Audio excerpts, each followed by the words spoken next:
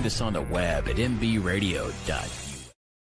The station where our veterans' voices are heard, MBR Talk. Hey, thanks for tuning in. Welcome, Quack. Program are those of the speakers and do not necessarily reflect the views or positions of any entities they represent. The web at mbradio.us. Hey, let's go! Get in here! Let's go! Get in here right now! Get in here! Hey, we got 30 minutes for the rest of our lives! 30 minutes for the rest of our lives! That's our plan in the first half. It ain't happening. We get the ball. I promise you one thing. We're going to hit somebody and we're taking down the field for a touchdown. I guarantee you that. Guarantee. Look at me. Let's go. We got 30 minutes. Let's go. For the rest of our lives. For the rest of our lives. Let's go. Let's go. Lock on. Hey. Hey. Lock on. Lock on. Hey. Put your heart on the table. We got it. Good morning, ladies and gentlemen. You're watching the Final Timeout with me, your host, HG. Back again for another week. Busy week in the sports world. The Stanley Cup and NBA Finals are both heating up. Had fantastic matches so far. It's been really good. Just high-level hockey and basketball on both sides. Super close games. Really hasn't been a disappointment yet. So we're going to just, without further ado, get right into it.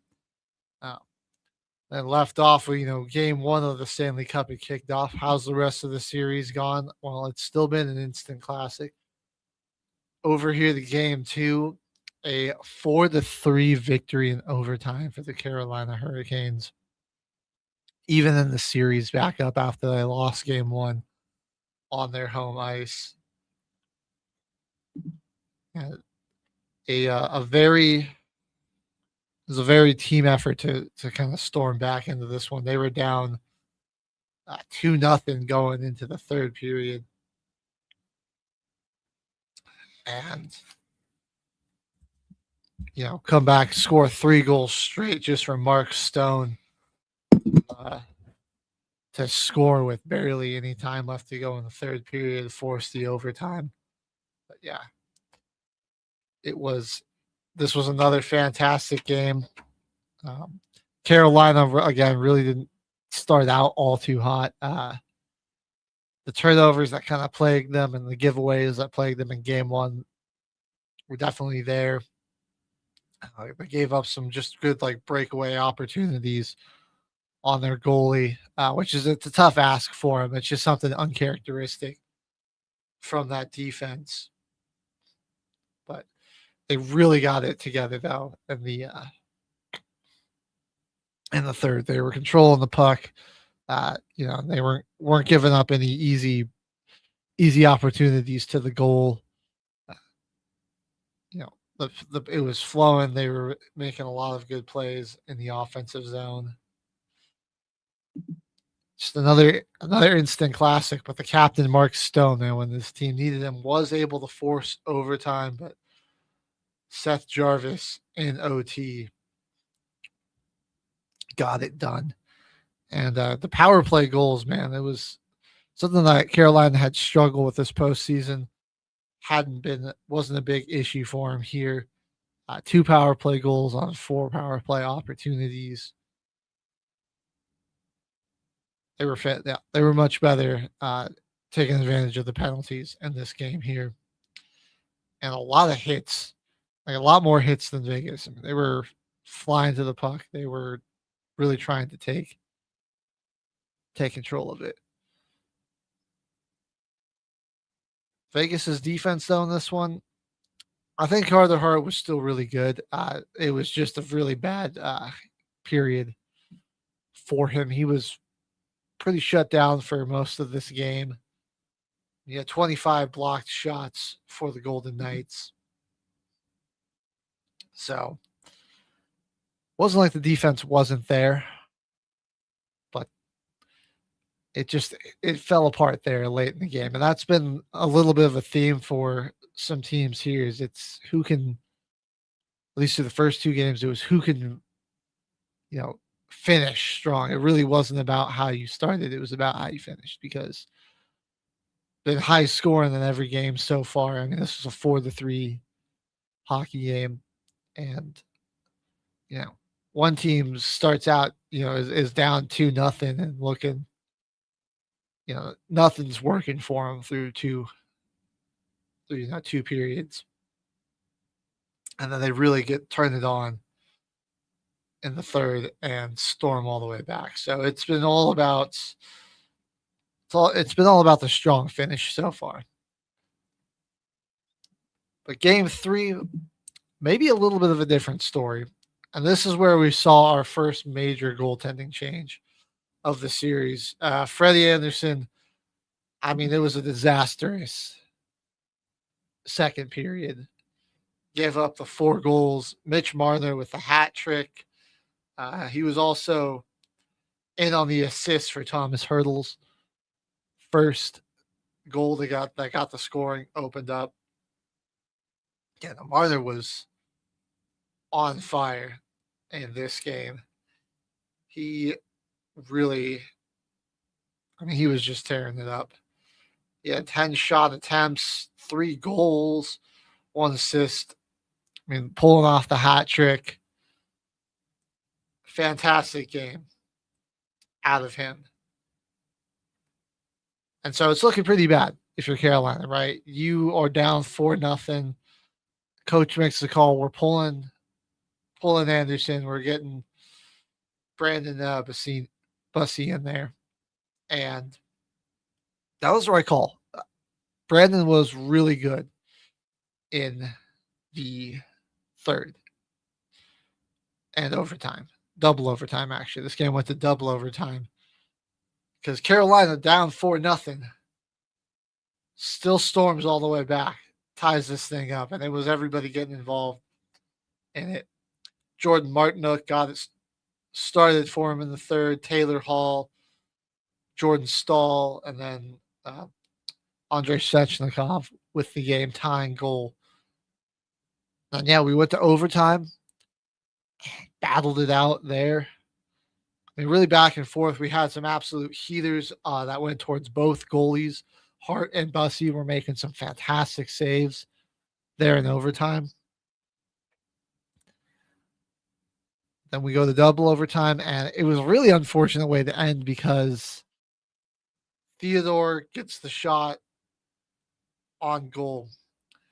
And I believe it was William Carrier. Might have been Ehlers.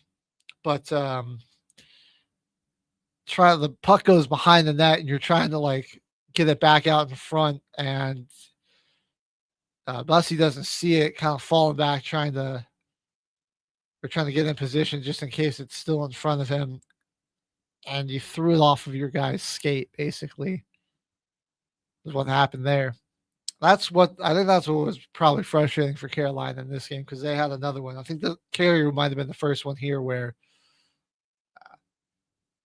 Hertl, basically, this was the first one that counted at least. There were 2 goals taken off due to goalie interference and offsides.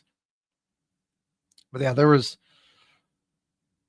Hertl basically just threw it off of Carrier's stick, and it went into the slap shot. It was a difficult shot of basically almost parallel to the net. I think he might have been trying to pass it, but instead it just goes off of a Carolina player's stick into the net.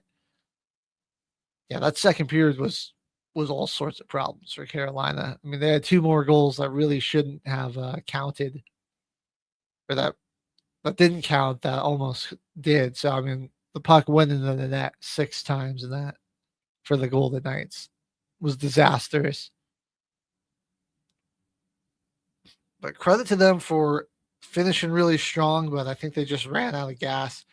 It was an insane comeback. They had to score 3 goals in the span of 39 seconds. It was unreal. So they just couldn't quite close it out to reclaim the home ice advantage. Really, really good job by Vegas, and it just speaks to the coaching there from the new head coach, Tortolona. Blanking on, I think I got his name right, but I mean, you were up 4-0. You give up 4 goals, 3 of them in the span of like 39 seconds. I mean, like, it could feel like the world's coming down, but you guys they're really batting down the hatches. You know, in fact, even giving up a power play goal to let the game get tied, but in overtime they really got themselves straight back up in defense, and it was a good thing. You know, you get that intermission, you get a chance to regroup, settle things down, and they really came out a lot better in those last 2 periods. And Vegas gets the victory. Shea Theodore, rather. We'll get credit for the goal, but man, I mean, this one was killer for Carolina. It really felt like they had 2 own goals in this one. Excuse me, beg your pardon. Then we come to last night, game 4 of the Stanley Cup. Carolina knows the history here. They know what happens, how unlikely it is to win when you go down 3-1. So it's starting to get, starting to get desperate. It's starting to feel like a must win. And the captain, Jordan Stahl, he showed out. Carolina, they got off to a fast start, and then they finished strong. And this was one of the most complete games for them. Except for in the second period, which has been just the bugaboo for them all series. They're now like outscored 9-1, but they can survive the excuse me, they can survive the collapse in the second period. They'll be good. But not Rossini, I'm thinking of Diana Rossini. Brandon Bussey got the other start here. And yeah, he did give up 3 goals, but I would say 2 of those were really, I put those more on the defense. They put him in a really bad position there. Especially the first one, the Mark Stone goal.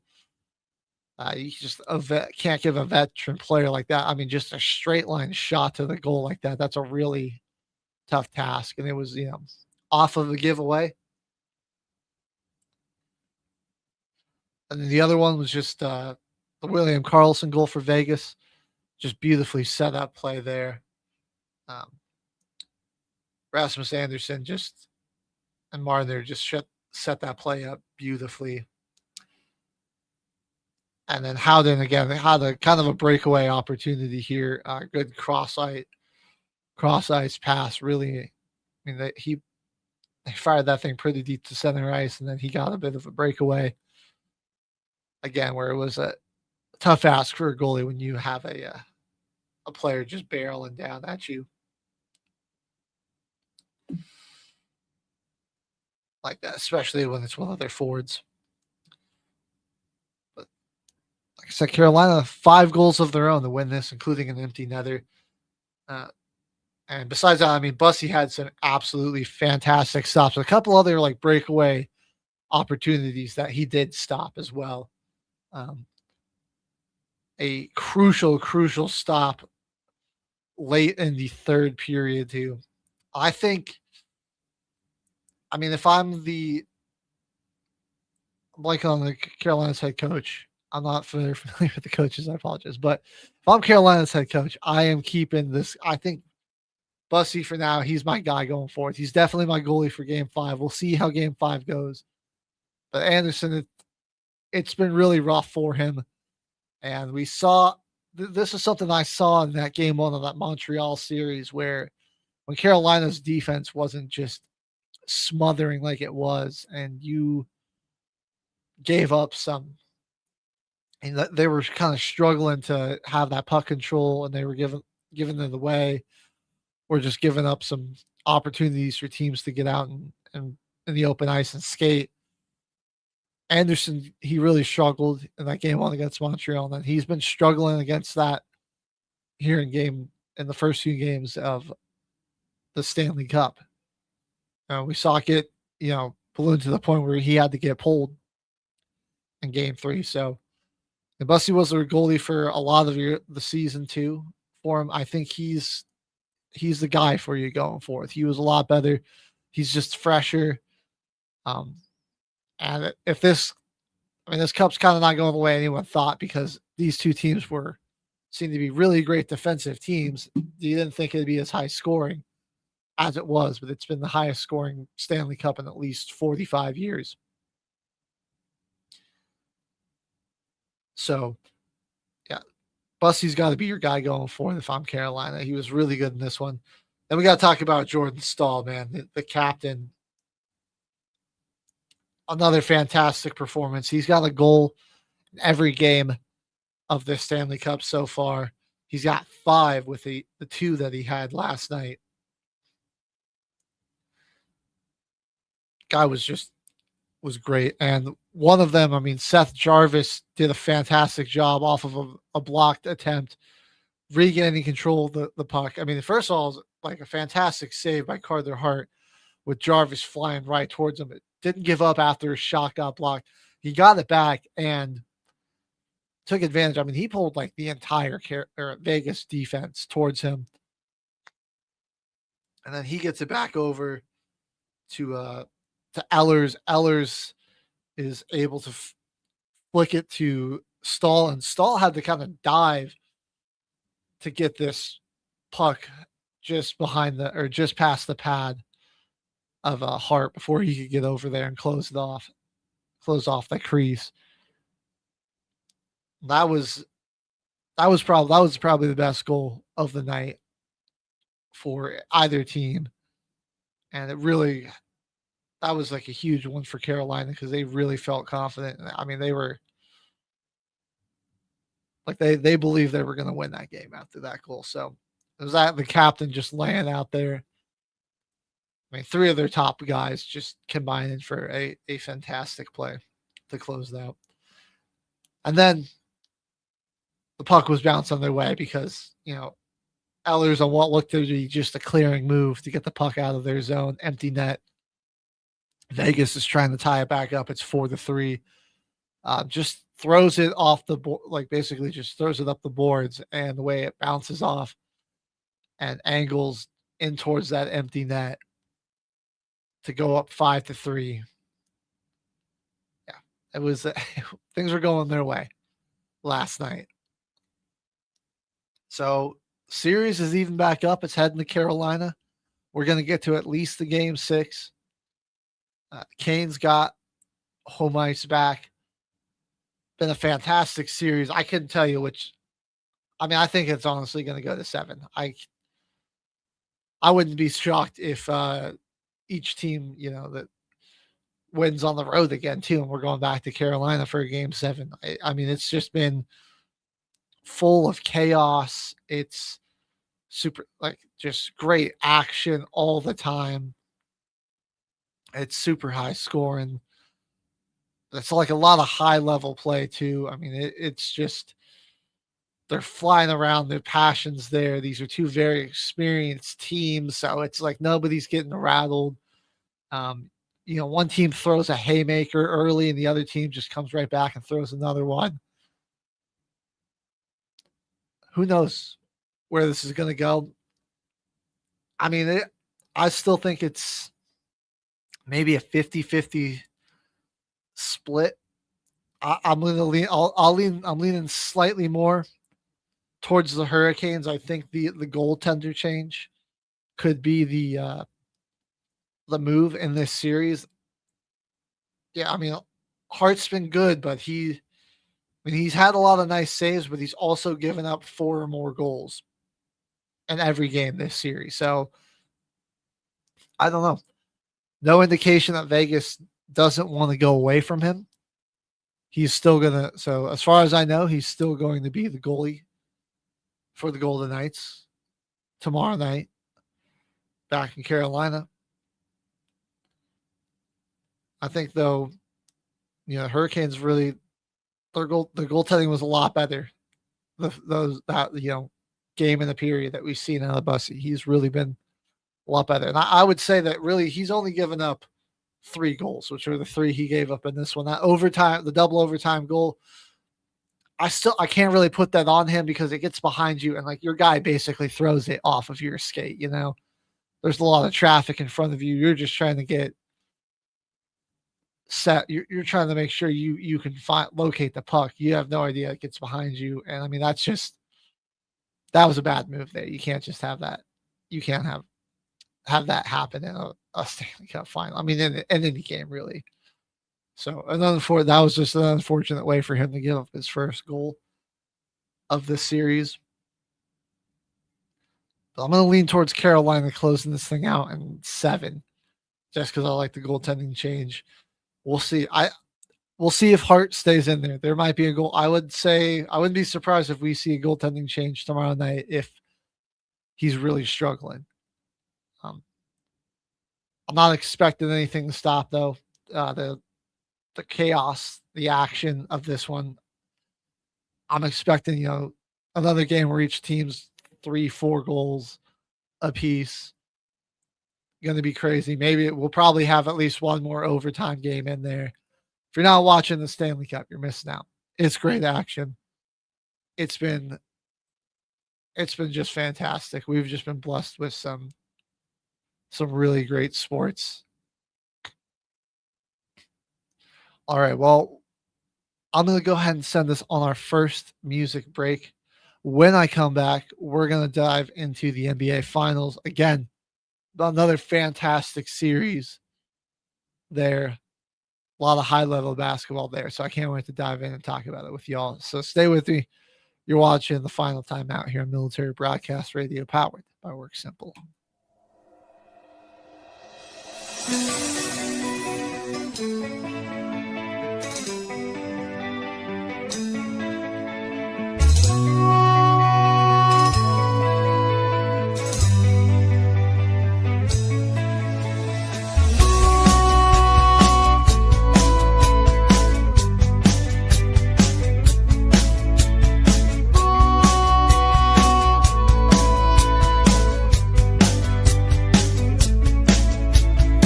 It ain't fair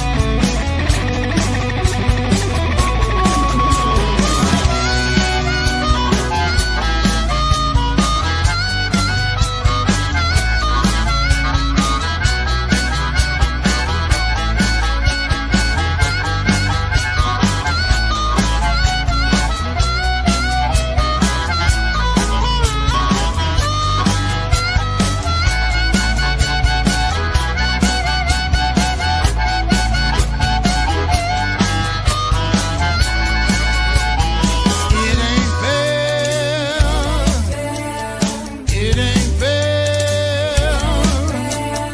It ain't fair. I said, no, it ain't fair. I met a man walking down the street, the kind of man that I hate to meet. If he had money, then he wouldn't be poor. He wouldn't be stealing in our streets anymore. We need love and understanding. We need love and understanding. We need love and understanding. We need love and understanding. Where do we go? What do we do? Where do we go? Now I'm telling you, yeah, we need more love and understanding.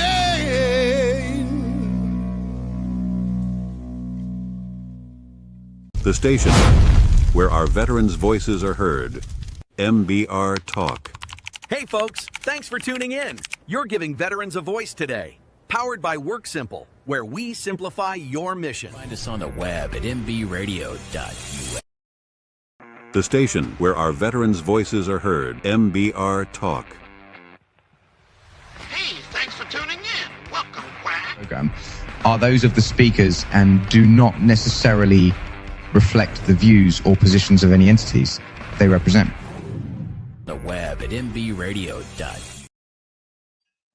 All right, welcome back, ladies and gentlemen, to the final whistle, or to the final timeout here on Military Broadcast Radio, powered by Work Simple. If you missed it, we were talking a little Stanley Cup final before the first break. Fantastic series there between Carolina and Vegas. Hoping it goes to 7 because it's been a lot of good hockey to watch. It really has been. And on the other side of the spectrum, the NBA, 3 games into that series in the finals, and again, 3 fantastic games. We start in game 1. I want to talk about all of them with y'all here today. The New York Knicks went into San Antonio and took game 1. I think this game was just a testament to the Knicks' resilience and their poise in late game situations. And guys just doing whatever they can to help win. Like you take a look at Josh Hart, who shot 1 of 5 from the field. He only had 3 points. You're like, oh, well, he must have not really had that much of an impact on the game. But man's out here with 15 rebounds. And in fact, he led all players with rebounds. And he had some huge rebounds late in this game. 6 assists, 4 steals, a blocked shot. So, I mean, that's just like the culture of the Knicks right now. And like, you've got these role players that will just do whatever they can to impact the game. Karl Anthony Towns, I think he's been fantastic for them in this series. 18 points in this one. He had 12 rebounds. But yeah, doing what he can when he gets those mismatches, getting into the paint and scoring. Trying to use that 3-ball to drive Wemby out of the paint, open up some lanes for his teammates. OG Anunoby, another guy that's been really good. Taking on the challenge. He's been guarding Wemby a good amount, which is, OG is an all NBA, all defense caliber player, all NBA defense caliber player. But even that's a tough ask for him. Wemby's got such a height advantage, but he was doing a fairly decent job out there. At least just impacting him in some way and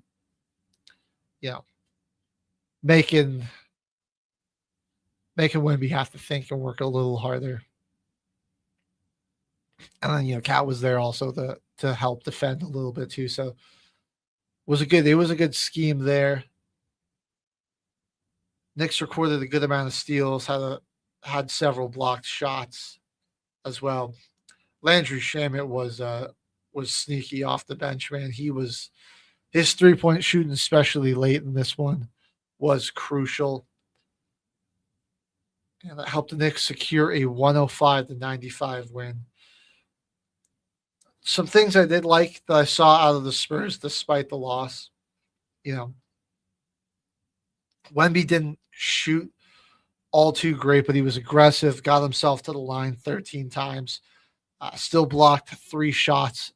So he wasn't getting a lot of the shots to fall. I mean, 6 of 21, 2 of 9 from the field, but wasn't shying away, wasn't scared. Julian Champagny, as a 3-point shooter. I mean, he's just been so lethal as a 3-and-D guy.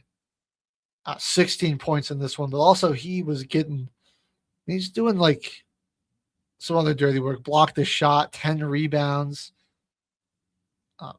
Super impactful 31 minutes there. Exactly what you want to see from your role guys.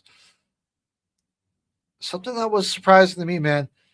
De'Aaron Fox really getting outplayed by Dylan Harper. I mean, the rookie looked like he was more ready for this big moment on the big stage. And it was a little head scratching to see Mitch Johnson not go with Harper down the stretch. Fox was struggling all night. Harper was 6 of 10. He had 16 points, 8 rebounds, an assist and a steal as well. So shots were falling for him. He was really good. The Spurs just need a little more out of their bench besides Harper. Because, Vassell and Fox also struggled. Just a rough night for them shooting. Something that I expected, though. I mean, it's a super young team. I mean, besides Harrison Barnes and Luke Cornett, I don't think there's a single guy that's even played in a finals before or even been to a finals. Even some of your other vets like De'Aaron Fox, Bismack Biyombo, Plumlee, Kelly Olynyk, never really were on teams that got to a point like this. Just Cornett with the Celtics and Harrison Barnes with the Warriors. So, yeah, I mean, I'm sure everyone's, heart was racing a million miles an hour. Adrenaline's really flowing, and it's just every shot feels like it's a game-winning shot. It can be tough to calm yourself down. And I mean, they got out to a really fast start, but they didn't have the lead, but down the stretch, a lot more missed shots. Looked like they just didn't know, where their teammates were. Like they kind of got tunnel vision. The ball movement was a little stale. Maybe they were settling for shots they didn't like. So they opened it up strong, but it was like New York was the more poised team down the stretch. And then Jalen Brunson, it's kind of saving him for last because despite really having a lot of struggles through the first 3 periods, I mean, he was like 1 of 8 going into the fourth quarter from 3. Ended up shooting 12 of 31 in this game, but he turned it on in the fourth. Scored 13 of his 30 points in the fourth quarter, including what would be like a dagger floater off of like one leg defender all over him. Ended up really sealing the deal for them here. Guy's just so clutch. I mean, he just ice water in his veins. He doesn't shy away from any moment. And even when it's not going his way, like when it gets to the fourth quarter, like he's different. Those shots just start falling for him. I don't know what it is. I don't know how he does it every week, but he just gets it done.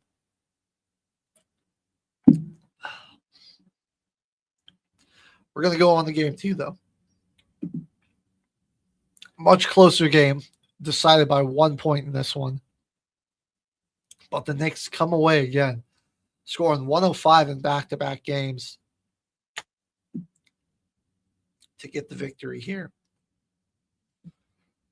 In this game, again, Spurs got out to a really good start. But we'll talk about the turnover, but it was the late game. Yeah, late game collapse again where they just lost their composure and really started to struggle here. Sorry, give me 1 second here, folks. Slight technical difficulties. All right. Game 2, 105 for 104 was your final here. I liked the Wemby in the second half. We can all agree that, only 4 points was really not aggressive or looking to score there in the first, but scored 25 points in the second half, 29-9 and 2 steals and 4 block shots. I think as the series has gone on, his defense of the rim has just gotten better and better. But again, in this one, Cat was really causing some problems for him here. He's just Wemby has to honor Cat's 3-point shooting. He did this game. Even more so because he knocked down 3 threes, and then he started getting. Wemby was starting to get pulled out of the paint, and he was aggressive, getting his head down, getting downhill, taking it to the rim. 21 points, 13 rebounds. He hasn't even been in this game. He was the leading scorer, and I think he's really just been the secret weapon for the Knicks. Like I was saying, his ability to open up those driving lanes for his teammates has been huge. Mr. Josh Hart, the big old goose egg in the scoring column, but did have six rebounds, 4 assists, but not nearly as impactful as he was in the last game. And whoever said Jalen Brunson's a bad defender, come on, man, 5 steals. He was really all over it. Just some high level. He just knew where the passing lanes are going to be. Great hands, getting those deflections. 20 points, 5 and 6 for him there. Both teams, it's been a struggle to, no baskets are really coming easy. The refs are definitely letting them play a little bit more. The whistles haven't been as egregious. So you're seeing these lower scoring games. I don't think either team really shot it all too bad. 42% from the field, 47% for the Spurs. Each team right around 39% from 3. Just you have to have that high level shot making. The Knicks just have a great rotation of defensive players. OG and Mikal Bridges are both guys that are, at any given time, all defensive level. Mitchell Robinson's a really good defender off the bench for him. Jose Alvarado, Grand Theft Alvarado, can't sleep on him. And Josh Hart, Karl-Anthony Towns, and Brunson have all been playing their hearts out on defense. I got to give Landry Shamet another shout out. Because again, off the bench, this guy was just making so many impactful plays. And he is just so dangerous. And he really opens stuff up for Brunson to try to score because the 3-point shooting just around Jalen Brunson in general makes it really hard to just guard him one-on-one. Or to double team him rather. You kind of have to just guard him one-on-one. Even despite that, Brunson didn't do, again, not a super efficient night, but did score 20 points. But that 3-point shooting does just really make a huge difference for New York. Say Fox was a lot better in this one. The lights weren't too bright for him here. 20 points, 3 rebounds, 5 assists. He got a steal and a block. Well, that's what I've been loving from the Spurs is the defensive or the guards making these defensive plays and getting the block shots. Vassell had one. Champagne's more of a forward. And Vassell can kind of play the 3 as well. But Champagne also with a block. And this one, Dylan Harper was again it's just unbelievable to me that this guy's a rookie because he just shows no fear. He's got so much poise for a young player. I think back to him, potentially stopping Castle from escalating after a hard foul, like just the presence of mind. I mean, he is just miles ahead, maturity wise and skill wise than you would expect like a rookie player. I mean, I understand why he was the projected to go behind Cooper Flag. He's been everything that he's been advertised. He's really good. 15 points in this one. Spurs got themselves a good one there. But they just weren't able to close it out. And it was that. I don't know what Mitch Johnson was doing not calling a timeout after his team got that. They had it. They could have called a timeout. And then Wemby and Fox just not on the same page. I think if you, as a star player, like, I put a 50-50 on both of them because, I mean, Castle, like, come on, not Fox, it was Castle. Like, you're the point guard. You should be expecting, like, to get the ball in that scenario and to operate the offense out, like you get the stop, Wemby gets the takeaway, and it's like you're gonna, he probably could bring the ball up the floor, but in that situation, I mean, that's just good basketball IQ. Get it to one of your guards, let them bring it up and get your offense set. But at the same time, I mean, you can't just be that careless with a pass. I mean, Wemby just, like, you get the ball, like, take a second. You had some time, the other on 13 seconds. At least take some time to make sure, your guy is ready to take the pass. And then don't just hard foul after that. That was a bad thing there. I mean, you just basically tackled them out of bounds. Try to trap them on the sideline, maybe force a turnover, but he just ran over and just basically knocked them down and forced, let Brunson get like right up to the line to take those 2 free throws. That was, again, though, my biggest concern of the Spurs. I think, like, overall, yeah, they're a better team, but they're a much younger team, and we're things like this and those big moments, even like from the coach, like the coach should have called a timeout. That's just a young coach mistake right there. And ended up costing them a really great opportunity in this one. So now, when things are looking kind of bleak, you're down 2-0. You're heading to the Garden. Pressure's on. I mean, you go down 3-0, your season could effectively be over. You'd have to do something nobody's ever done before in NBA history. The pressure was really on, and to this young team's credit, they answered with a big 115-111 win. You got every starter in double figures in scoring. Wemby and Castle were both much more aggressive to start this game.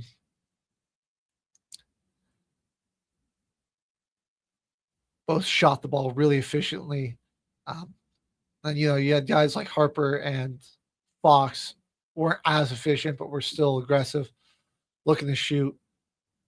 Mesa and 12 and 13 for those 2 guys, but they each made some impacts in other ways. Fox ended up blocking 2 shots, which, I mean, for De'Aaron Fox, like, always been like a very, like, solid, middle of the pack defender. You wouldn't say he's terrible, but blocked 2 shots in this one. Also records a steal, putting up 8 assists. Yeah, it was a tough night shooting for him. He was 0-5 from 3, only 4 of 14. but never lost confidence. And then, like, one of those block shots was a huge one in the fourth quarter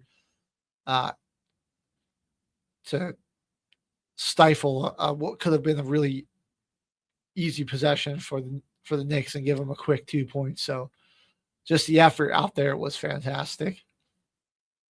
Harper, he had 13 points, also putting up 9 rebounds, 4 assists, 5 of 18, 1 of 8 from 3. Like I said, shots weren't falling for these two, but they found other ways to impact the game. And they still didn't shy away. I think, like, even though it wasn't going down, that was a big thing, is, still making teams honor that shot. They weren't getting them, but you were still being aggressive, still forcing somebody else to play defense on you. Some of the better minutes we've got from some of the bench guys. Keldon Johnson had one of his better games. Luke Cornett actually felt like he kind of made an impact in this one. He only had 2 points, but 5 rebounds. He had a steal. So just some good defensive possessions from him as well, impacting shots, that sort of thing. Champagny, sort of a quiet game from him, but still knocked down 3 of his 3-pointers. Was really good in this one as well. But only 12 points for him. Now I get to the two stars, really, Fox and Wemby, or Castle and Wemby, rather. Castle, loved this from him, man. Took care of the basketball really well, didn't have a lot of turnovers, which has been plaguing him, but 23, 5, and 5. Throwing a steal and a blocked shot for good measure as well, on 8 of 14 shooting. I love to see that from a guy that's had sort of a roller coaster of a finals through the first 2 games to go into Madison Square Garden. And I mean, it was early and often that him and Wemby were being aggressive, looking to score. The Knicks defense was all out of sorts, and they were just taking advantage of that. I mean, like, Victor was just like alone in front of the rim a couple of times. So, and he took full advantage of that. He had a fantastic game himself. 32, 8, and 6, 2 steals, 3 block shots, all over the court, man. Including, he got beat by Landry Shamet trying to close out for a 3. Got him on the pump fake, and he was going by him. The recovery, and I mean, you can't be trying to go above. You got to go to the back side of the rim and try to reverse that thing, Landry. You can't be trying to just get it up over the rim on Victor Wembanyama like that. He's gonna smoke that all time, every time. But yeah, the aggression, looking to score. He had 15 points in the first half. Was much more aggressive in this one. I gotta say, this was a huge game for the Spurs. It really gives them a great chance to come back in this series. I think to just get themselves on the board, especially after dropping 2 at home. They're starting to look like they're settling in there a little bit. They did get outscored pretty badly in the second half. So they could have gotten easily rattled there, because it was a bad second half from them, but they really locked back in and played so much better in the second half. They got outscored in the second quarter, but they played so much better in the second half. On the Knicks side, like I said, the defense for a lot of the night was all out of sorts. Those threes just really weren't falling. Hart this was probably his best game scoring. He was 4-7, 6-10, 16, 9, and 5 for Hart there. Cat kind of had a rough night shooting. Mikal Bridges felt kind of non-existent for a lot of this one. Shamet wasn't getting his threes to fall, so for whatever reason, being back on their home court, I mean, like, these role players and some of these guys just really did not play super good. I mean, Jordan Clarkson, seeing his first minutes of the series, ended up scoring like 10 points in 13 minutes. Jalen Brunson did his thing, 32 points, 5 and 5. Was a little careless with the basketball, though, because he also had 5 turnovers. And then OG Anunoby really stole the show, I think, though, in my eyes. When he was 9 of 13 from the field, scored 28 points. Blew by Wemby for a dunk on one of his scores, which was just really impressive. Was being aggressive, got some guys in the foul trouble because he was just trying to take it to the rack. Also had 5 rebounds, blocked 2 shots. Yeah, I don't know what happened with the Knicks here. I don't know if you'd say it was being like lackadaisical, feeling a little overconfident, being back on your home court. I mean, maybe the pressure of, playing for the first finals of Madison Square Garden in, almost 3 decades, and with a chance to really go up and almost basically secure the first title in over 50 years. Maybe the pressure kind of got to the Knicks there a little bit. I don't know if that sounds crazy, but could very well be. Because this is not the team, a lot of these guys put up some of their worst performances. I mean, like Bridges, Towns, Shamet. No. Alvarado, Miles McBride were just probably the worst game, I would say, of the series so far. That being said, I got the Knicks in 6. I think they will win the game tonight. I got them winning tonight. I think the Spurs get one on their home court. They'll get one on their home court tonight, or on the Saturday rather. And then game 6, bring it back to the Garden and close it out. That's my prediction there. Drop yours in the comments. Let me know what you think. It's that time, though. We're going to go on our next music break. When we come back, we're going to have an update on week 1 of the UFL playoffs. And we also do a quick check-in on what's going on in the MLB, WNBA. Talk a little bit about this Brendan Sorsby debacle. And if we've got time, a little team building exercise. So make sure you stay with me. You're watching the Final Timeout here on Military Broadcast Radio, powered by Work Simple.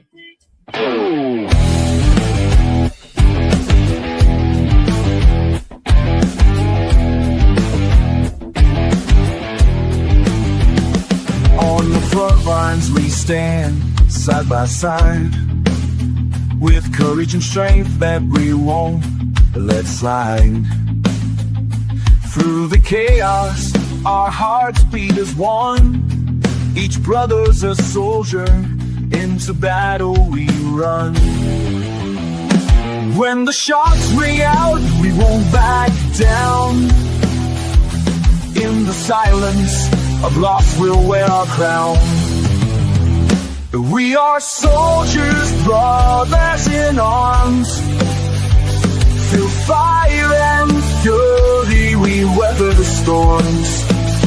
In unity, forged through the blood that we shed. Together we stand, living for the dead.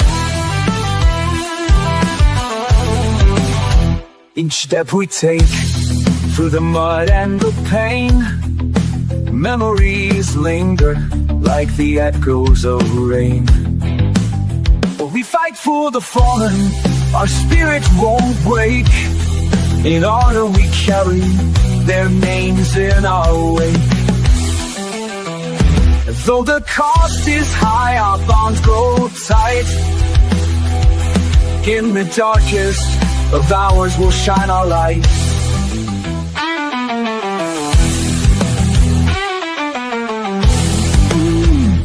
We are soldiers, brothers in arms.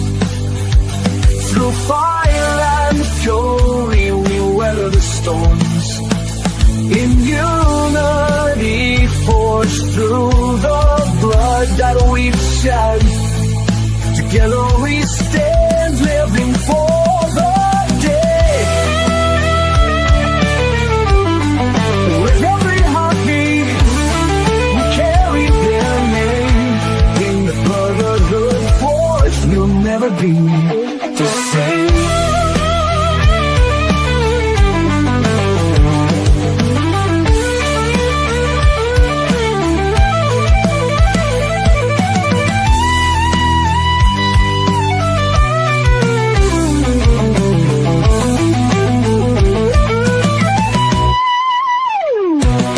The station where our veterans' voices are heard. MBR Talk. Hey folks, thanks for tuning in. You're giving veterans a voice today.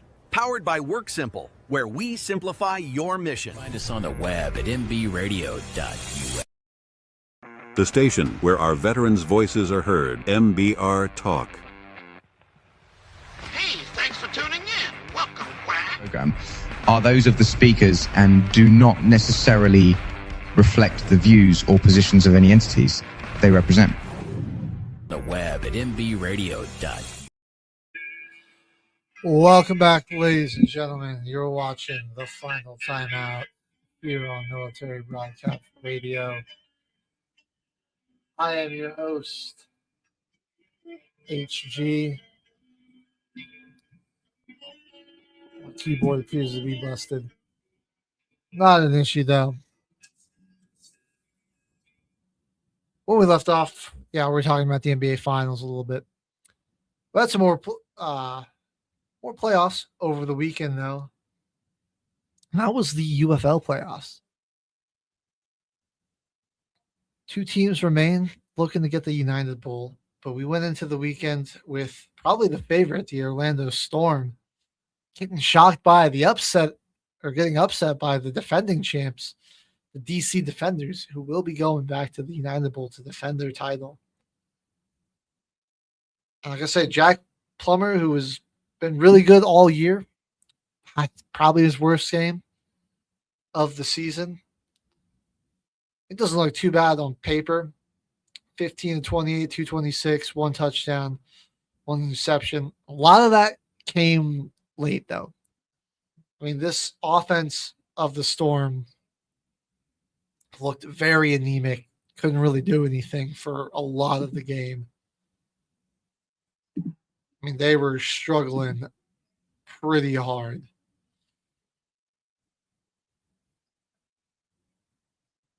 You look at their drive chart here. Got a couple of field goals to start. It was like long drives that just fizzled out, had some promise to them. Turnover on downs, threw an interception. I mean, they just didn't even have the ball that much, too. That was the other thing. They could not get off the field.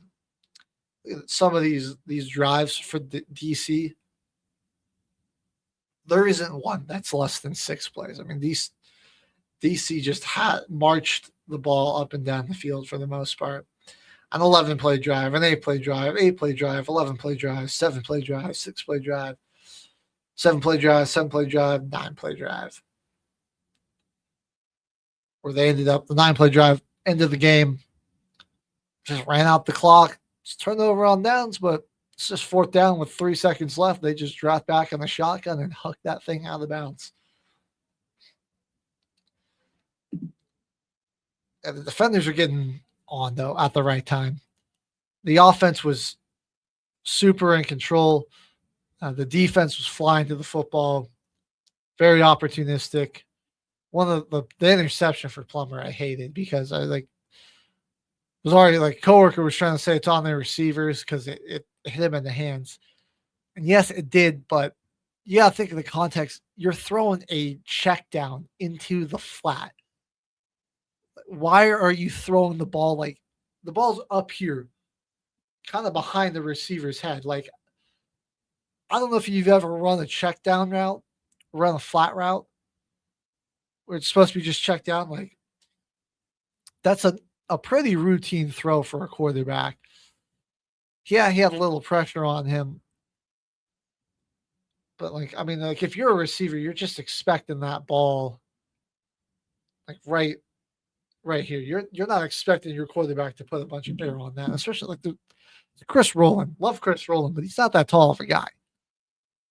So yeah, he made an effort to catch it, but that's just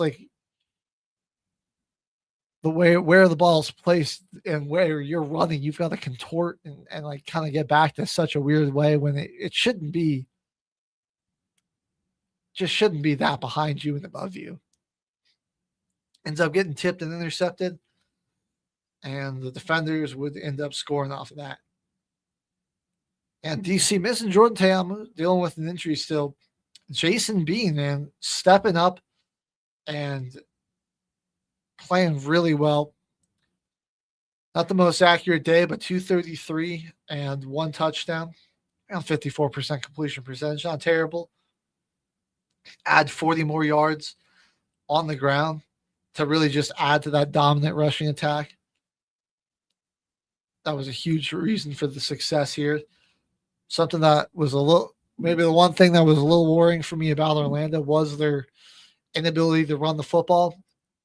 And your quarterback has a bad game and you can't really help him out in the running game. And he just continues to struggle, kind of comes back to bite you. 56 yards on the ground for Orlando to 172 for DC. 2 touchdowns. And that's why they went on those long drives. They were just basically getting 4 or 5 yards a pop whenever they wanted. Kept themselves ahead of the sticks. We're averaging 4.8 a carry. Everyone's getting involved in the passing game too. Yeah, Kiki Cutie had 4 catches. Bradley Moore 4 catches. Braylon Sanders 3. Erica Zukuma had 4. Powell getting 2. Even Xavier Valade caught a pass as well. Spreading the wealth. But then, for Orlando, and it was a lot of the offense was just either KJ Hamler or Chris Brown. Both had 82 yards receiving. Brown had 1 touchdown for the Storm. And it was just, you had to settle for so many field goals if you're Orlando. That was the issue too. Couple of drives that showed a lot of promise that you just needed to put in the end zone. Couldn't do it. Weren't able to get the job done. Got to give DC's defense a lot of credit. Bend but don't break. Oh, excuse me, frog in my throat. Bend but don't break is a very good motto to live by, especially when you can run the ball like you are. And you can finish drives off by putting it in the end zone. You're okay giving up 3 when you're scoring 6. Your team's consistently scoring 6. Bad time for a late season collapse for the Storm. A defense that has really been really solid all year. Couldn't get any pressure on the quarterback. Couldn't force any takeaways.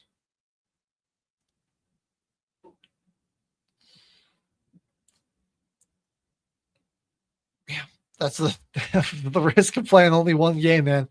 You can look like a good team all year, and then this is have your worst game of the season be when you can ill afford it the most. And that's kind of what happened to Orlando here. Despite that, they made it a little close there at the end. Really bad first half out of them. They looked pretty bad.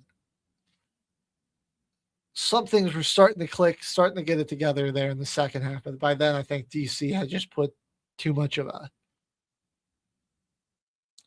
lead and put too much distance there. They also hit one of the coveted 4-point field goals. We saw a number of 4-point field goals. Louisville had 2 of them. Guy hit 2 60-yarders, which was just insane. We'll talk about him in a second. But yeah, Matt McCrane drilled a 61-yarder in the third, 4-point lead. Or to give them 4 points. It was a little too much for Orlando to overcome there. Again, despite the offense looking better, all of their drives in the fourth quarter just ended in field goals. Just can't be doing that. Rough way for the season to go out for the Storm. We'll see. So, I mean, some of those guys will probably still get a shout or a shot on an NFL roster. Yeah, despite Plummer's struggles in this game, he was really good all season. Was probably the best QB in the league. Maybe he'll get a chance to earn a spot on an NFL roster or compete. KJ Hamler might get back into the NFL. He was really good all year for the Storm. Well, our next game, we had my Battlehawks. They were hosting the Louisville Kings. And I mean, I can't say I'm all too surprised with the final result, but still definitely not happy about it. They lost by 9 points. They were up by 6 at halftime, 17-11. Perez was looking good. And I mean, the offense just disappeared in the second half. And that defense, which was playing pretty good in the first half, just was on the field way too much. And eventually, Louisville's just been so good running the ball all year, and that's what happened. They just wore down. It wasn't like they tore us up through the air. Only 162 yards, 1 touchdown through the air. I mean, they had more rushing yards. They had 168 rushing yards as a team. And Perez just started missing his passes. Couldn't really get the run game established. I mean, there were some drives where it looked really good. But there was just inconsistency all game out of the Battlehawks. And getting killed in the special teams. It was like even when you feel like you got to stop, you force them into a long field goal situation. This guy hits 2 60-plus yard field goals.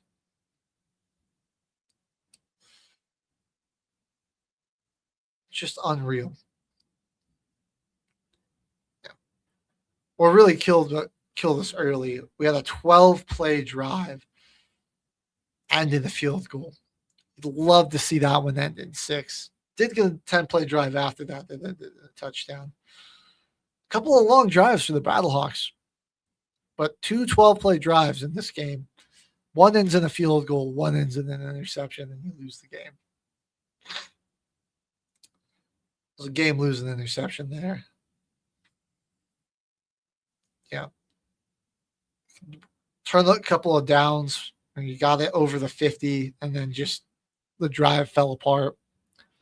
Bad look for them there. I'll give a shout out to the special teamer. Shout out to my boy, Chicken Little, former current punter, actually. He's got invited to the specialist camp, so he might be the UFL punter in the UFL next year. Keep an eye out on that. But Tanner Brown, only 2 field goals. He only took 2 field goal attempts today. And made them both. There were 60, the 60-yarder and the 63-yard field goal. Wouldn't be surprised if he maybe gets a call from some NFL teams. Because that guy, he had a crazy leg. So our United Bowl matchup is set. We got Louisville versus DC. I'm inclined. I want to take Louisville because I really like the way they run the football. I mean, the final 3-4 weeks of the season have just gotten it done, imposing their will on teams on the ground. The quarterback situation, it feels like both teams kind of have a game manager right now. A guy that can go out there, put up some solid numbers, and isn't going to, but he isn't necessarily going to win you the game if you need him to, but he won't. He'll do what he can to not lose you the game. That's what you're looking for. You're just hoping he doesn't lose it to you. I mean, obviously one team's with their back up there. I do think DC's got the better defense. The defensive front's pretty good. So that's going to be really, I think, the chess match is the rushing attack of the Louisville Kings versus that defensive front of the defenders. DC technically with home field advantage is it's going to be at their stadium. So they just happened to that just happened to be what the host city was going to be for the United Bowl, and they managed to get back there. So Louisville's been a really strong team in the second half. So I'm gonna go with Louisville here. I do think the rushing attack is going to be a little bit better than the DC defensive front. And they got a bit more of an opportunistic defense. This is going to be a really close matchup, though. These teams are definitely pretty evenly matched. I'll give you a final score prediction, though, here before we go on our next break. I'm going to say we're going to go Louisville 27, DC 25. It's going to be a nail-biter. Louisville going to knock off the defending champs, though, to be the 2026 UFL champions. All right, everyone, stay with me. We're going to go on our next music break here. When we come back, MLB update, WNBA update, and we're also going to talk a little bit about this Brendan Sorsby situation. So don't go anywhere. You're watching the final timeout here on Military Broadcast Radio.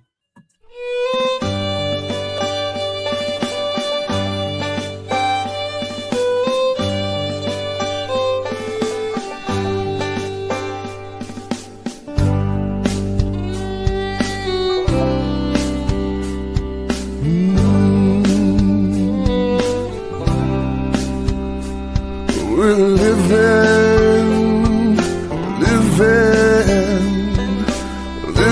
the American dream. I'm the American dream. Go to school, go to work, Sunday mornings choose a church, attend our games, our plays, PTAs. Drive our cars, flying planes, take the buses, take the trains, walk the beach, ski the slopes, living out our dreams and hopes. We're living, yes, we're living the American dream. We're the American dream. Thank you, soldier, sailor, every guardsman, every Marine. Thank you all for fighting for our freedom and our dreams, protecting our Constitution, guarding our homes and towns, defending our shores, seas and skies, and putting boots on the ground. Some gave all for me and you. We served the red, white, and blue, protecting the American dream.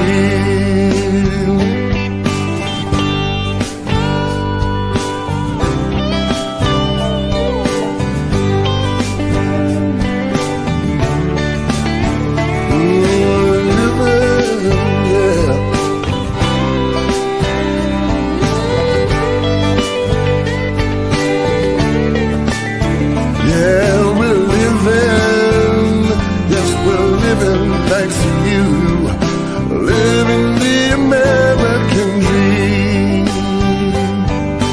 We're the American dream.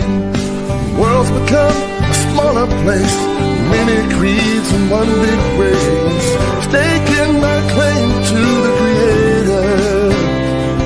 We have to find a way for each to still be different but live in peace.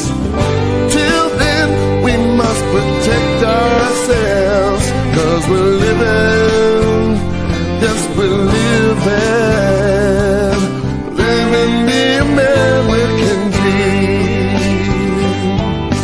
I'm the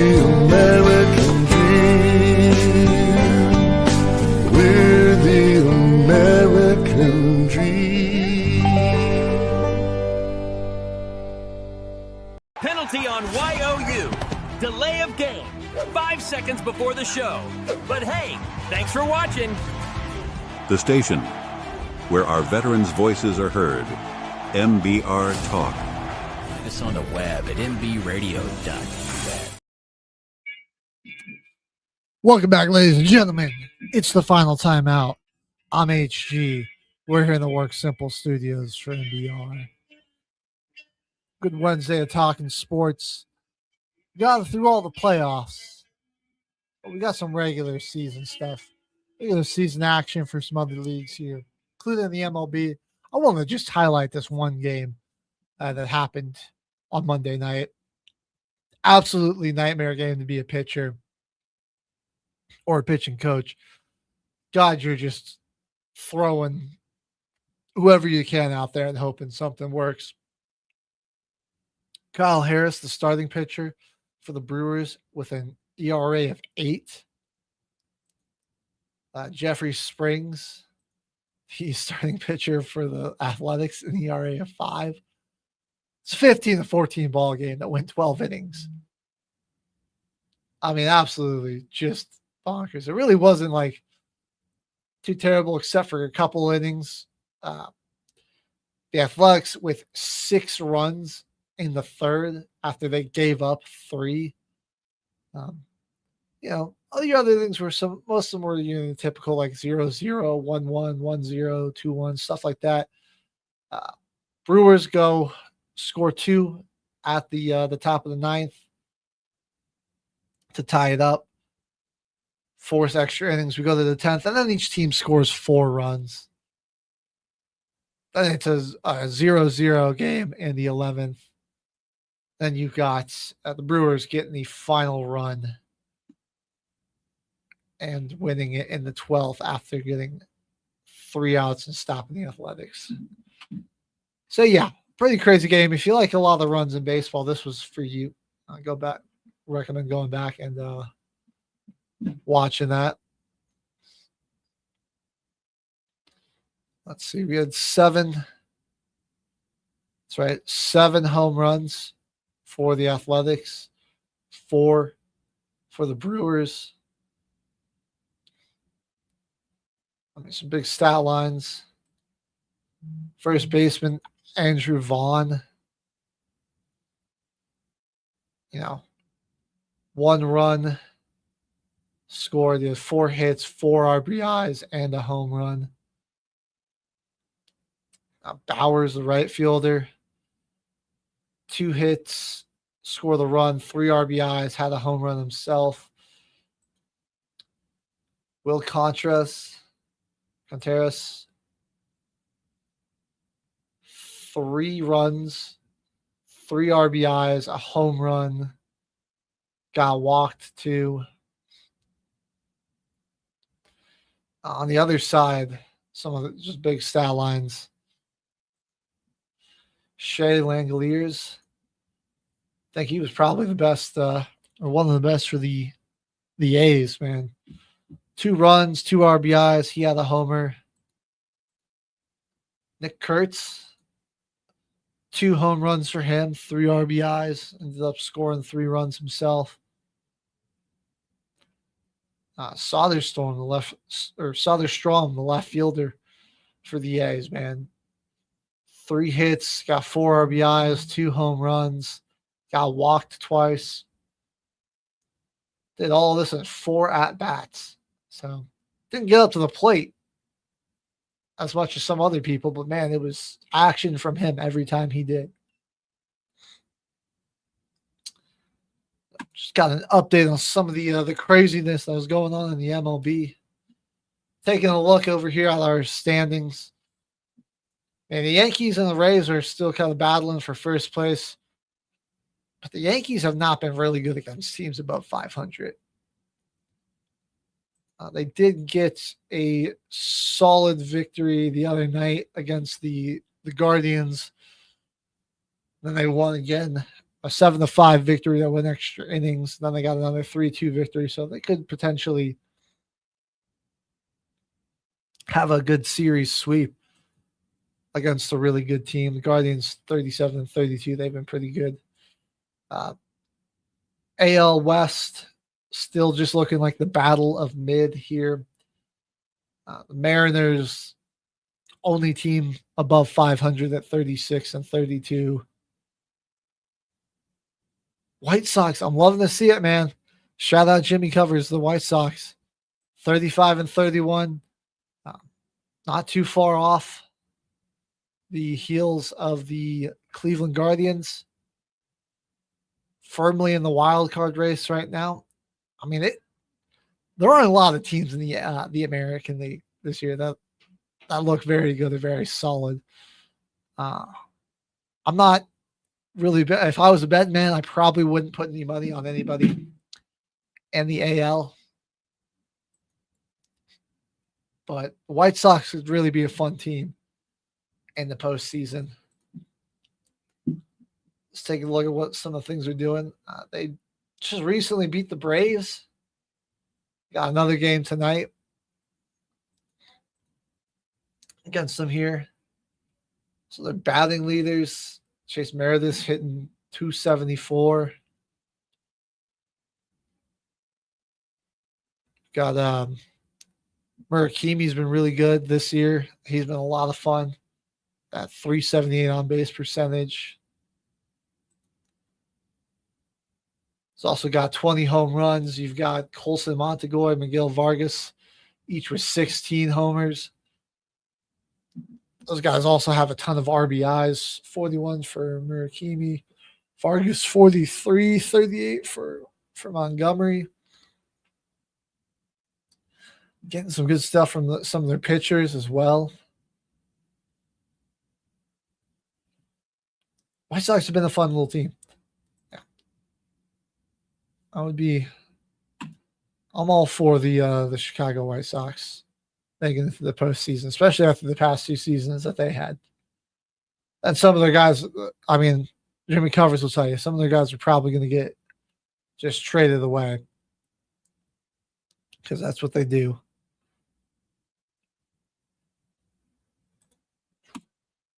Say the Braves, did mention that the White Sox just beat them, but for the most part are still rolling up to 45-22. Still crushing out the run differential. But right now, I mean, through the midway point of the season, the three teams that it looks like it's going to come down to, which they're all in the NL. These are the three that just look the best. They've got really the bullpens look like they've got good depth. The batting's obviously been fantastic. They're winning a lot of games. And with a lot of runs, the only three teams with a triple-digit run differential in their favor. That's the Atlanta Braves, plus 115 run differential, 45-22. The Brewers, plus 104, 41-24. And the Dodgers at 43-24 with a plus 142 run differential.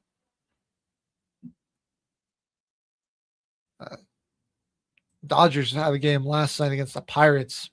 Paul Skeens pitched a really good game, and then he left, and it all fell apart. Only one run given up. Or it might have been two. Only 2 runs given up. That's right. Only 2 given up by Skeens against, 6 innings pitched, 7 Ks, only 2 walks, only gave up 2 runs. Really not that bad. And then he came out and there was 10 runs scored by the Dodgers in the 7th. Immediately the inning after he exited. So pretty unfortunate there. Yeah, let me know in the comments. So any MLB teams that you think I might be missing or sleeping on? I'll say, I think if any team is going to potentially be competitive against whoever comes out of the NL, Guardians are probably my pick there. Maybe the Yankees. There are games where they can put up a lot of runs, but God, it's just against good teams, they've just not looked very sharp. I want to say the Rays, but like their pitching just hasn't. They're hitting really, they're hitting pretty good. They got 290 runs, but man, they just 280. That's not the greatest. So it's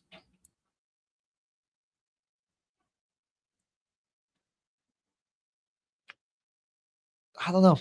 the AL seems very mid this year. Maybe there's something I'm missing in my baseball heads. Let me know.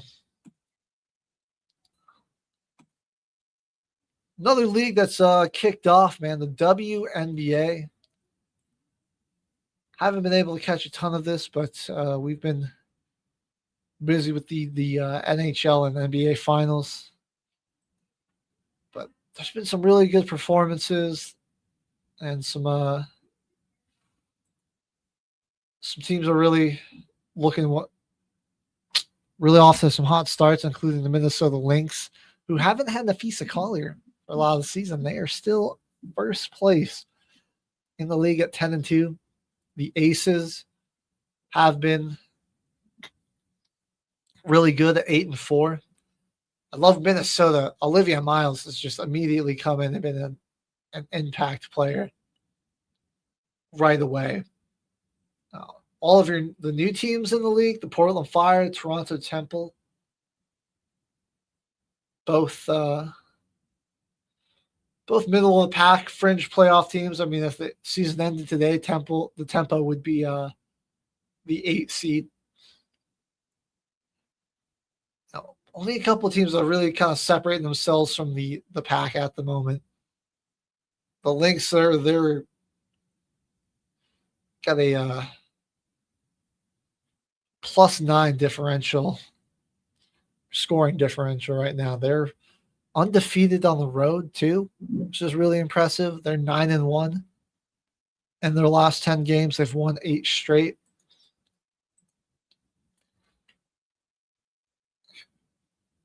I think they stay healthy, man. They could be the team to beat. Olivia Miles, I mean, again, the rookie, leading them in scoring. She's averaging 17.8, but they got 2 other players, Courtney Williams and Natasha Howard, both leading with 17 points per game as well, 17.4. Miles, the great playmaker that she is, averaging 6.3 assists per game. Howard's averaging around 7 boards. Like I said, doing all this without Nafisa Collier. She's yet to get out there on the floor. I think when she comes back healthy, they're going to really be a tough team to defeat. Some 2 teams I think would give them a run for their money. I like the Aces, obviously. I mean, they've got the best player and probably league history in Asia Wilson. She's off to just another unreal season, averaging 25. I mean, we'll call it 26, 10-3 right there. She's just an unreal player. Also averaging like 1 point or 1 steal a game and 2 blocks a game. Some of her last games, she dropped. Just this Monday against the Storm, went 34, 12, and 9 with 3 blocked shots, 28, 14, and 3 against the Valkyries, 25, 15, 3, and 5 blocks against the Sparks, 28, 15, 4 blocked shots against the Valkyrie back in the Commissioner's Cup. Popping off. She's probably going to be a front runner for the MVP again. Don't be surprised by that. Shooting like 52% from the field as well. This team lost Kelsey Plum in the offseason, but Jackie Young and Chelsea Gray, obviously phenomenal guards for that team for a long time. Kennedy Carter was a big big acquisition in the offseason. I mean, she's been great off the bench. She hasn't even been a starter for them, but their second leading scorer in points per game coming off the bench, only averaging like 20 minutes a game, but scoring 17 and a half. So I mean, when she comes in, she's just a bucket. Runs the offense really well. But yeah, she's just looking to score. And you've got Young and Gray, just the great facilitators that they are, averaging around 6 and 7 assists a game for those two. Now, their team, though, I think could be dangerous. The Fever, Caitlin Clark, and the Aaliyah Boston haven't really gotten it all together. Their team, I think, could be dangerous. Liberty look good, but the other team I think could be really, I'm kind of watching, is the Dallas Wings. I mean, Paige Becker's coming off a Rookie of the Year campaign, not even missing a beat. I think if they can just get some people and get their scoring numbers up around her, and they start to hit their stride. There's been a few games where they've looked, the chemistry, it's still developing for this team, but I think they could really be dangerous. Jessica Shepard's been huge for this team. They just needed somebody that could really control the paint. And she's been the gal to do that. Just get them rebounds. They just needed more rebounding. So she's averaging 11 points per game. Really good for her. Like I said, early prediction, Asia's probably my front runner for MVP. Kelsey Plum back in LA. She's having herself a solid season. I don't know if the Sparks are going to win enough games, but she's averaging 25 and 2 and 6. She could potentially be up there. Brianna Stewart wouldn't leave her out of there. Liberty could very well be good enough, but again, it's just 28 or 29 and 3 rather for her. Maybe Becker's, Caitlin Clark, if their scoring picks up just a little bit more. It's gonna be tough to catch Asia though. She's very dominant. Well, that's the WNBA update. Let me know if there's any teams that you guys really like to have been enjoying watching. Rockies could make a comeback. Yeah, that's pretty unlikely, I gotta say, but I appreciate the comedy. All right. Last thing I need to cover, though, this Brendan Sorsby situation is just getting out of control. I thought it would be pretty cut and dry. I mean, you lose your eligibility. You got caught gambling on games. You're kind of a liability to let back into the sport. Sure, yeah, you went to rehab, but you know, the league's got to have some integrity and ban you for that, for you potentially compromising it. And then a Texas judge just goes ahead and overrules all that. That's where it's like, says, oh no, his eligibility is restored. That's not, I mean, I don't know if this is conspiratorial, but that Texas Tech oil money, just throw a bunch of money at it until you find the right judge that'll give you the ruling you want. Get your quarterback back. But now we've got teams, they're taking a stand. So, I mean, the Big 12 is definitely in crisis because there are a lot of teams that, I don't know if they want to play them, but obviously you're going to have to, right? They're in your conference. So they're in scramble mode. The Big 12 is still probably making a decision there. There's meetings being held. looks like Sorsby's comeback is potentially for their first game against the Houston Cougars. I know the NCAA does not like this ruling, so they filed an appeal to get that his eligibility revoked again, take it to somebody else. Another league has just completely taken matters into their own hands. The Big Ten's basically put out a mandate you're not allowed to schedule games against Texas Tech. So, which is, I mean, that's big. And that'll be interesting on how that affects like playoff implications if Texas Tech were to be in the playoff or bowl games. But yeah. Let's see. I've got some quotes here too. It was the Nebraska AD Troy Dannon who kind of got this started, told his staff they weren't allowed to schedule Texas Tech. You've got Florida AD Scott Strickland. He said that this is like an unforgivable sin. He can't be he can't be allowed to play. ACC Commissioner Jim Phillips is saying that this shows a horrendous pattern that's ruining the integrity of college football. Yet an anonymous Big 12 director told ESPN that college football has lost its soul. Yeah, Sorsby was just looking to get into the NFL supplemental draft. And instead now he's going to be potentially playing again.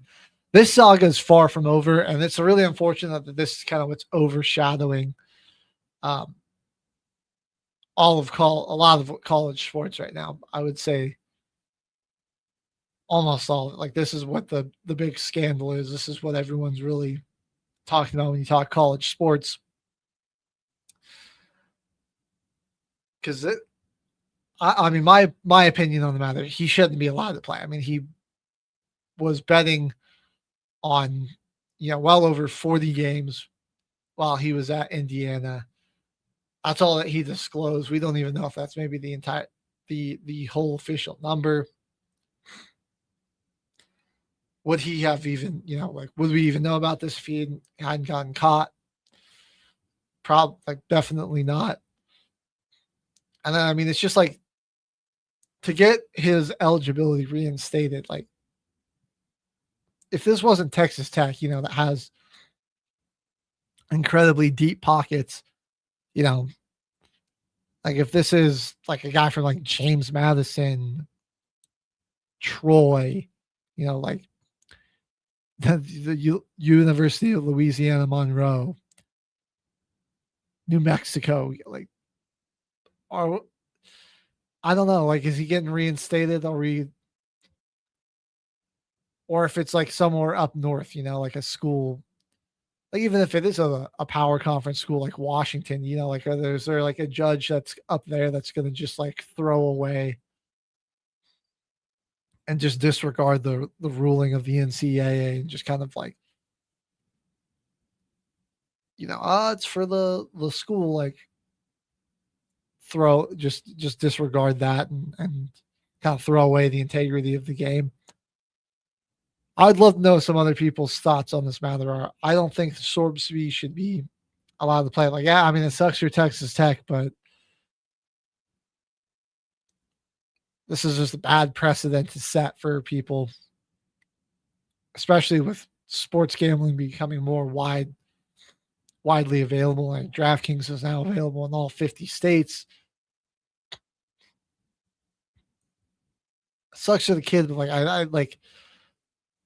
Sometimes an example has to get made just to, because who knows, like this kind of feels like it's opening Pandora's box if we're going to let a player, knowingly let this guy gamble on games, bet on games that he's actively participating in.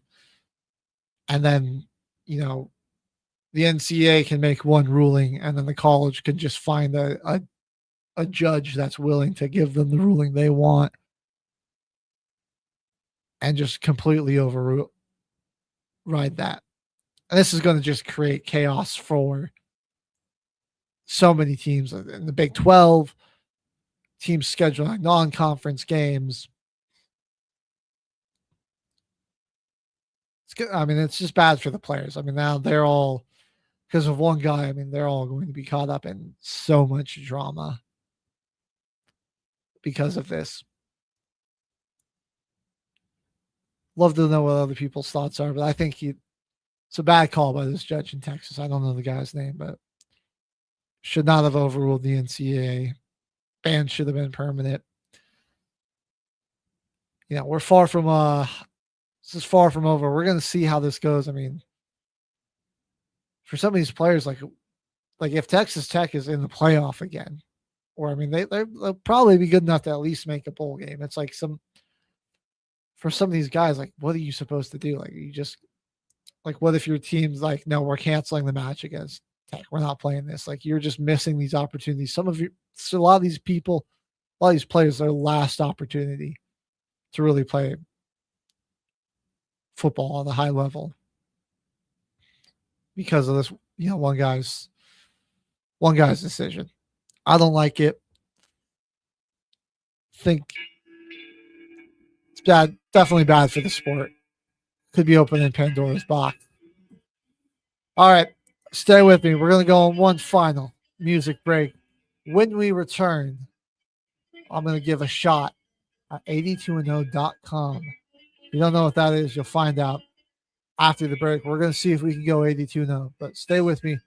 You're watching the final timeout here on Military Broadcast Radio. Been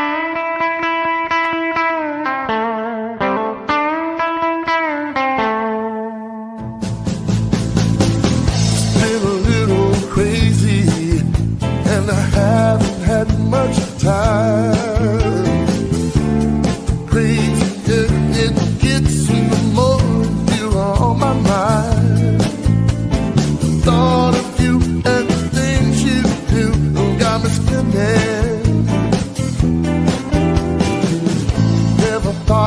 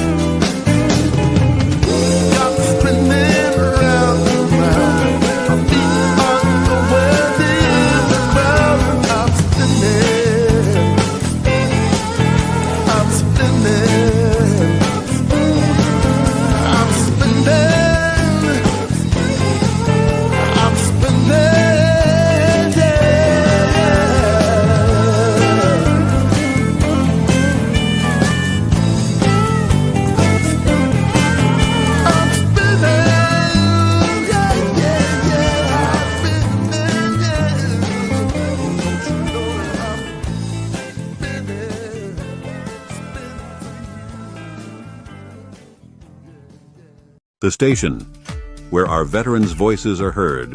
MBR Talk. Hey, thanks for supporting our channel by watching and listening. Find us on the web at mbradio.us. Welcome back, ladies and gentlemen. Got about 15 minutes left on the show here today.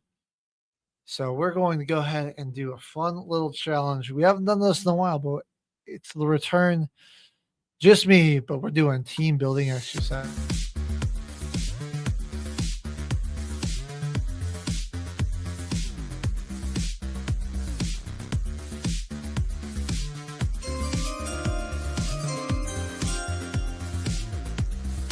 I'm putting together a special team.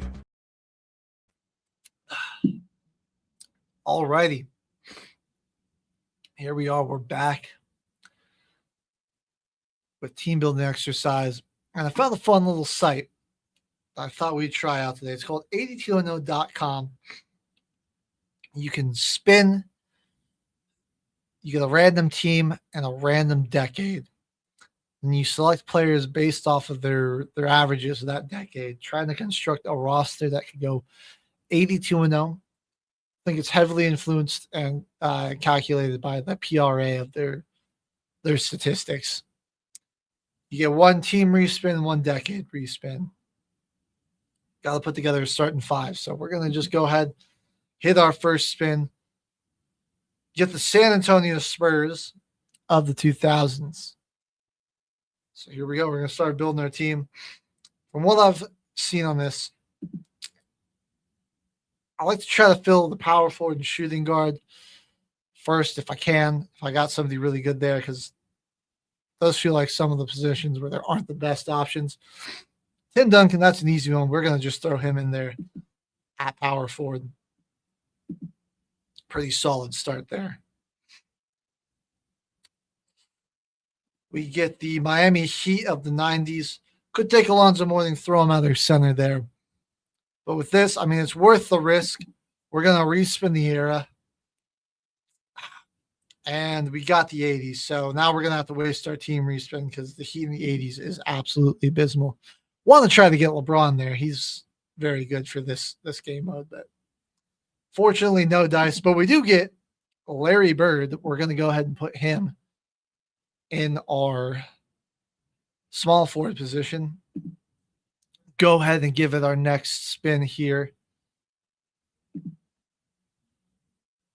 And we are going to get the Knicks in the 2020s. Could go Randall, Towns, Brunson. I think I'm going to go Brunson. And I'm going to put him in their shooting guard spot. 26, averaging nearly 7 assists a game. That's pretty good for our purposes. Going to go ahead and give her their next spin. Boston in the 2010s. I think here, Kyrie seems like the obvious choice to me. I know IT's averaging just a little bit more a game, but I'm looking at we're getting more, same amount of assists per game and slightly more rebounds per game, which will help us out more in this. So now we just need a center. Somebody big here with high averages. Well, boy, we got maybe one of the worst teams we could have gotten for needing a center. The Warriors of the 2010s, not really known for their centers. We're going to go with David Lee, 16, 9, and 2. That's probably going to kill any chance we have, though. And, yeah, you can see our first roster, 66 and 16. Not bad. Fortunately, we just we burned through our respin. It's too quickly, trying to risk it to try to get LeBron, and it didn't end up working out. Miami Heat LeBron. Well, let's run it back. We're going to go ahead and build another. Got the Bucks in the 60s. Man, we kind of just missed, it's not a great era for him. I'm going to respin the team here. We want the Warriors. If we get Golden State, Okay, we don't get Golden State, but Elvin Hayes is actually really good for this as well. I mean, you can see the averages. Man was averaging 28 and 17. Old-time centers are just fantastic for this. They averaged so many points and rebounds a game. It really helps the cause. Gonna get Miami in 2020. Bit risky again, but I'm gonna go for that era respin. Perfect. And we get the 2010s. Obviously, LeBron averaging 27, 8 and 7 is going to be really good for our cause. We can put him at literally any position we want. I'm going to go ahead and throw him in at shooting guard. I feel like that one's hard to fill and get high quality, so I don't mind throwing them in there. All right, well, now we have the Oklahoma City Thunder of the 60s. You know what? Walt Hazard as our point, not terrible. I don't hate that. 24, 4 and 6. We got Hayes and LeBron who've got really high averages, which will really help us out. So not doing too bad. Let's give us a good center now. Oh, we got the Jazz in the 90s. And we can't even take Malone, which, I mean, we lost the. Hang with me. We lost the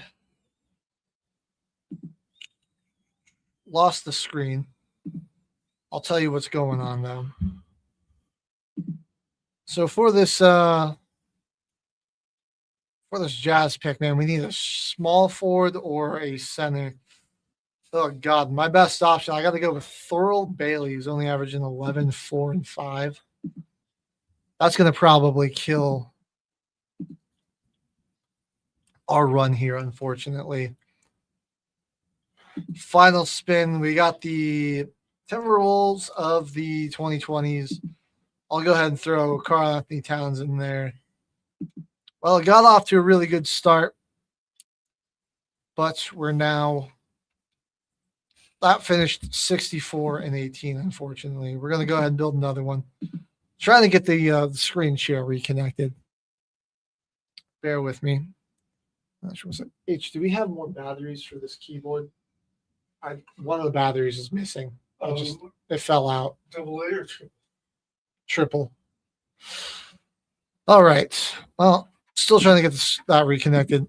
Our third run on this. So far, best we've gotten is 66 wins. Man, Indiana in the 90s, you'd think Reggie Miller would be all right, but he only averaged like 21, 3 and 3. I don't think that's really going to move the needle for us here. We're going to respin, and man, we got a way better one. We're going to get the Spurs of the 90, David Robinson as our center, the Admiral, throw him in there. That was a good respin. Our next spin here, we're going to get the Raptors of the 90s. I don't love this. We're going to go, I don't want to waste another respin. Damon Stoudemire, 19, 4 and 9 as our point. Isn't terrible, so we'll take that. Our next respin here. Boy, we got Cleveland in the 90s. Don't like that. We're going to just go for a respin on the era. And we're going to get them in the 80s. Well, we don't have a respin, so we're going to have to take World Be Free as our shooting guard. Not fantastic there. Last spin, Portland of the 90s. I'm going to have to throw Clyde in as a small forward.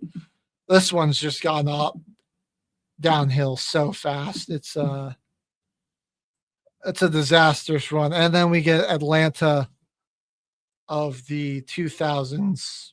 I got to take a power forward. Sharif Abdur-Rahim is going to be the guy we take there. Another 64. and 18.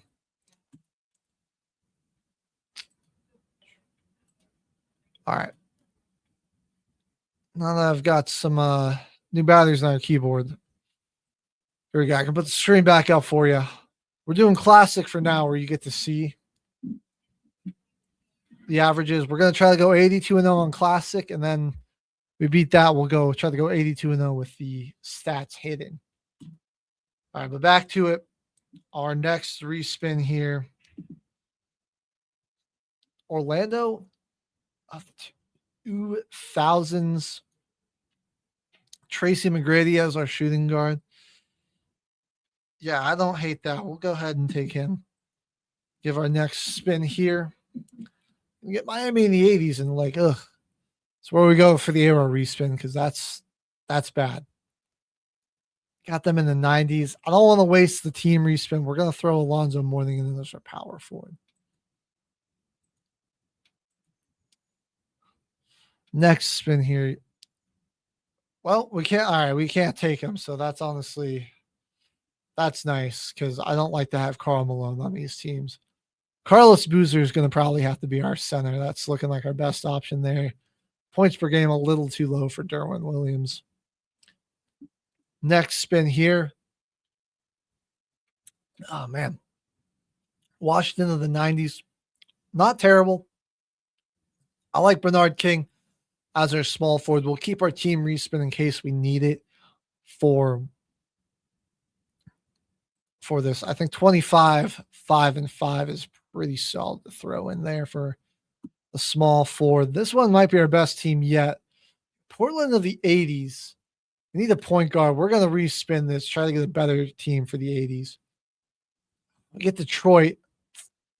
Not really fantastic. We're going to have to go take IT. And that's solid. That might do it, but I don't think we did quite enough. 65 and 17. All right, we've got a few little time left. We're going to keep it going, see if we can get 82-0 in these final 3 minutes. The Grizzlies. Okay. I'm going to go Ja because he's pretty good for the point. Don't want to waste the respins just yet. Utah of the 70s. Pistol P at 25. Truck Robinson, that's a pretty high average. I'm between we could go Pete. You know what? I'm gonna go Pete because that's for a shooting guard. Those are pretty good numbers. We can probably get a little better in the power forward spot if we hold out.